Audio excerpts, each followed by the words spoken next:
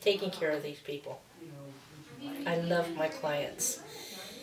It's a need that has been neglected for many, many years. It's important for the families as well as the clients.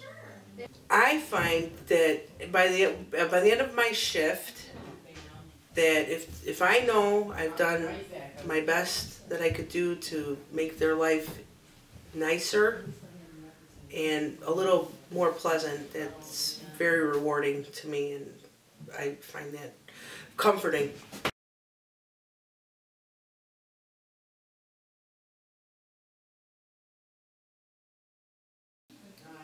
You have to be patient.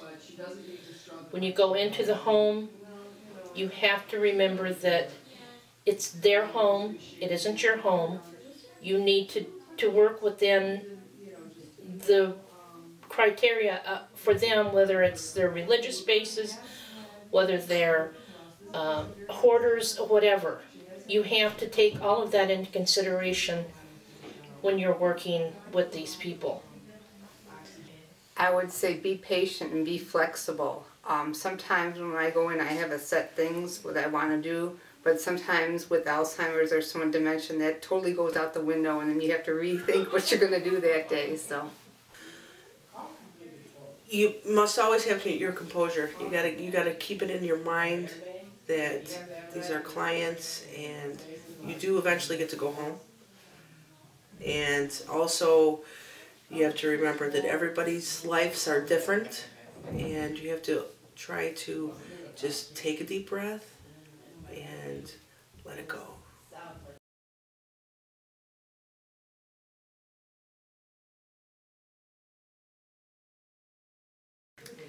well, the people with Alzheimer's or some sort of dementia, sometimes you don't know how they react to something. I mean, sometimes they'll react in a way that is unexpected, and like things that you think they'd react to, no reaction, and other things that make mountains out of molehills.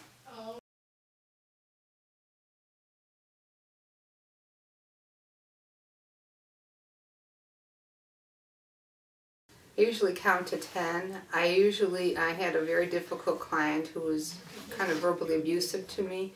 I try not to take whatever she said personally.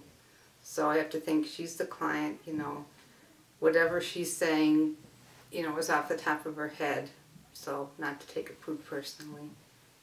Happen on the third client or whatever, like it's very important to know how to transfer and how to talk to them, especially Alzheimer's patients, because you have to be able to speak to them in a respectful way, but also in a way that they understand you, which is covered in one of the books, and it's very important to read those books and understand them. Mm-hmm. Very important.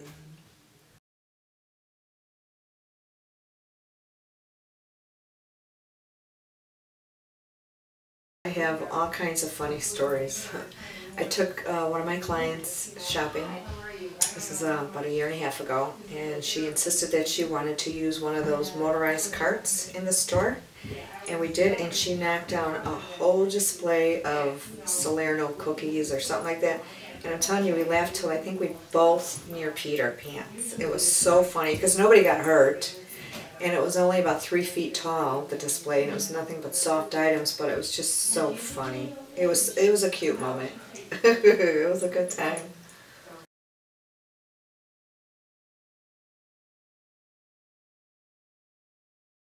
I love old people because my grandparents raised me, so I have a soft spot for old people and animals, and I am a dog groomer, and I just thought, what else can I do to give back, and I missed my grandparents, so I like to surround myself with elderly people.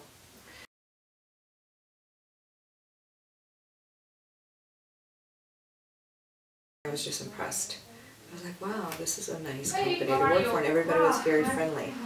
So I liked that. And there was good training, a lot of good training with Home Instead, which I like. Because I think if you go into something blindly, you're apt to make mistakes. And when you go in with knowledge and then you face something, you're confident and you don't get discouraged or confused or even scared. You know, when you have confidence, because you've been educated on whether it's how to lift somebody, how to bathe somebody, how to feed somebody, you do it with confidence. And then when you have confidence with something, you find the joy in it. That's what I think. I don't know.